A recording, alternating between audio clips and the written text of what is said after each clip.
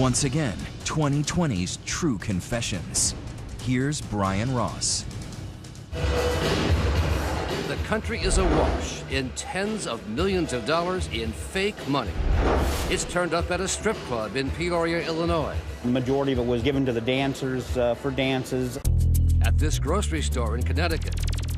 It is very, very frustrating. It costs us time, it costs us money. And at this hot dog joint in New York City. They have the right paper, they have the right ink.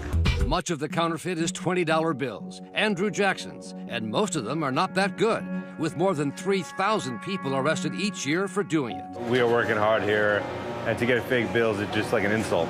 But for the last 4 years, U.S. authorities have been quietly tracking the one counterfeiter who has produced a fake $20 bill that is that good, described by authorities as virtually undetectable. This is really good, isn't it? It's very good. And this is the man who says he did it, coming forward out of the shadows tonight on 2020 to unabashedly admit something that could put him in a U.S. prison for years. His name is Frank Barraza. I am the world best counterfeiter right now. No one better than me, it's me. We found the artful faker in a small town in Canada, outside Montreal.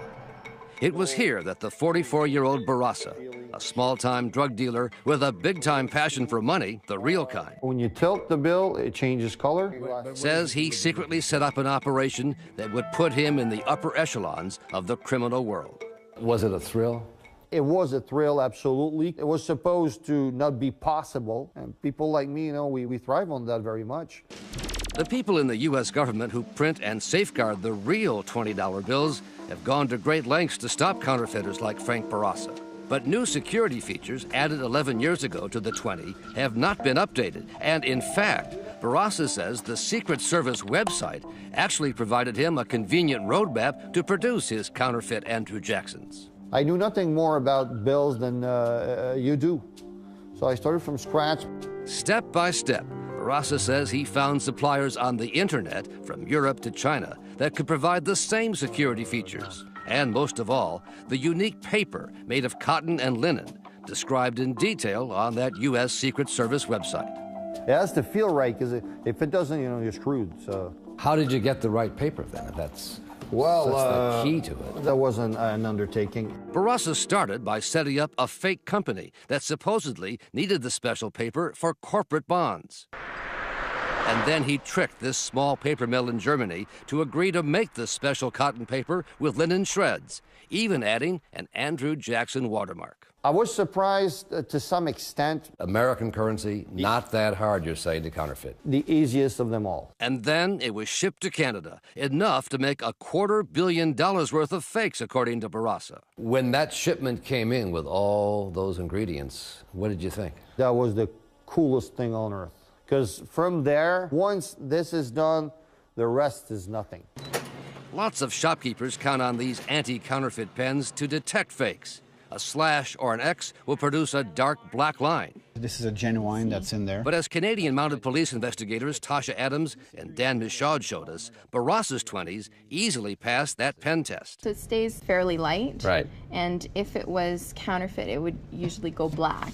Within months after Barraza began selling his counterfeit money in bulk to criminal groups, the fakes started showing up in California, Las Vegas, Florida, and the Northeast United States. It was being sold at 30%. 30%. So, yeah, so like $1 million was 300,000. It was passing everywhere. For Barraza, it was a complete victory over the U.S. government. It's a fight, and I won, so it was good. I was happy. It didn't bother your conscience at all? Not at all. Well, all to the contrary. It was, it was like, screw you. But the real victims are not the U.S. government, but all the shopkeepers and consumers stuck with fake $20 bills that the bank won't accept. That comes back to us as a loss. We lose that. So if it was $500 in bills, it's $500 that we take a hit on. What do you say to people who are looking at their $20 bills tonight, watching you on 2020? What should they look for? I honestly don't know how to answer that. Because what you made was so good. Yeah, it was good. And in the end, it was Barraza's arrogance that caught up with him. Authorities began to track his every move after an undercover agent in one of the criminal groups buying Barraza's counterfeit led them to his small town. He was under constant surveillance, even when he bought a snack at a convenience store. And then Canadian and American authorities moved in, seizing his printing press, his carefully crafted plates, and about $1 million worth of the fake 20s. This is going to affect the Americans, and it was important to get this right away, get this off the street, get it off the market. The mounted police investigators showed us how well Barrasa's bills matched up with many of the key details of the real 20s. To detect a counterfeit one, this one is very difficult. The feel is very similar. So if you closed your eyes, could you tell which is the real and which is the fake? No, I wouldn't. But even after his arrest, Barrasa still had a card to play. Authorities did not know where the rest of the fake bills and the paper, in various stages of production, was actually hidden. And it made them crazy. So Secret Service was here all the time, following me around all the time. So Barrasa was able to cut the deal of a lifetime for a criminal. Earlier this year, he turned over stacks of boxes holding the ingredients for more than $200 million in counterfeit money. And in return, the Canadian government dropped most of the charges against him and agreed not to ever send him to the U.S. for prosecution.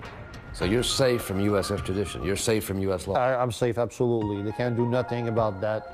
Canadian authorities say their investigation is far from over and that Barrasa has ties to organized crime groups who they think he is still trying to protect. Evidence suggests that there's more paper, more stashes of paper, more stashes of the counterfeit notes out there, and there's more people involved.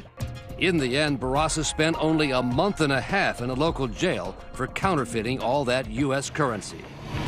The U.S. Secret Service says there are now no charges against him, and Barrasa today is a free man. So you beat the system completely. Yeah, I did. You are the master counterfeiter of this decade. I am.